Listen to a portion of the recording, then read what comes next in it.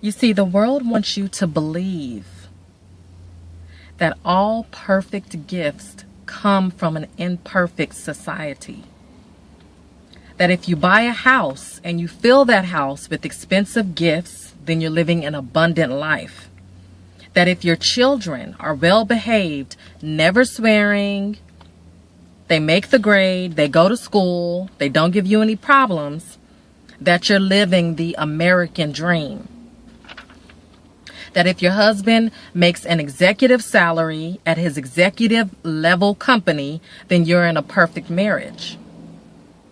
Meanwhile, you're taking anxiety medication just to sleep throughout the night because you can't stop looking out the window waiting for your husband to get home. Does that sound like you or someone that you know?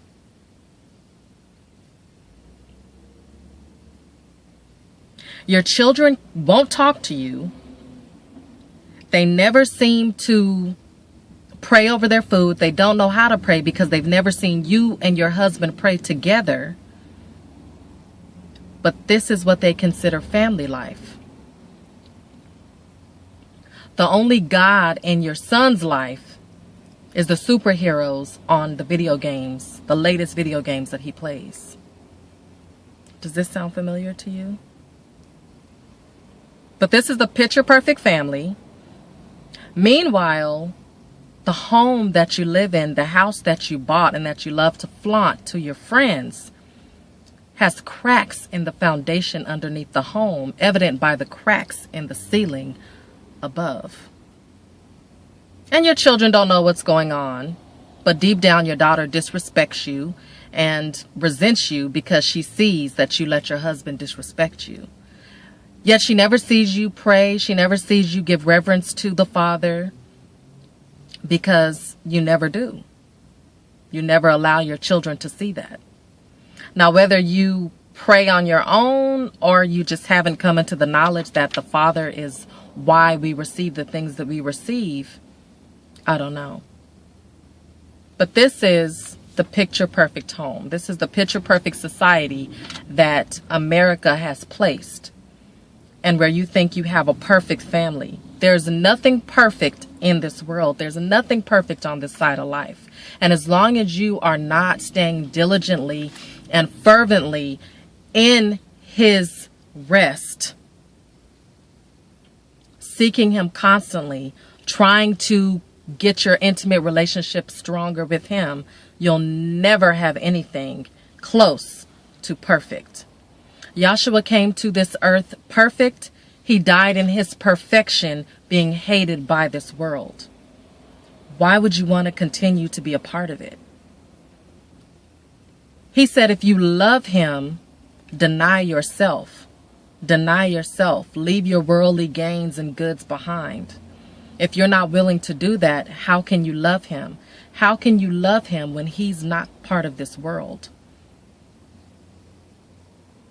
To love Him means to separate yourself from this world. When you love Him, He provides and mends your family. He mends your relationship with your husband. What you lose here is what will be gained in His kingdom because you're seeking His kingdom first. What you've gained here outside of Him, outside of communicating, consecrating with Him first, no sanctification will be lost in His kingdom. You must give it up. You must give that up in order to gain what He wants you to have. Everlasting life is the only perfection that we should be seeking as we seek His kingdom. That's the only perfection that we'll know, and that is not a part of this world. That's not a part of this earth. The only person that's perfected, that epitomizes perfection, is Yahweh and His Son Yeshua, who we should be calling a friend. But if they are your friend, if He is your friend, You will show him that you are his friend. You will live a dedicated life to him, and he will be first. Not your house, not your children, not your spouse. He will be first. And because he will be first, he will line everything else up for you. But you must deny your worldly gains. You must give those things up. Now, before anyone comes in my comment section and says, well, I can't just give my house up, I can't just give my car up. No, I'm doing my video on my truck right now. That's not what I'm saying. What I'm saying is your desire to have those things have become so implemented in your heart that it has become your God. It has become your Elohim. It has become your El. You have put that first. How you gained it in your life was not by him, because you didn't seek him first. We must seek him on all matters and let him guide the way.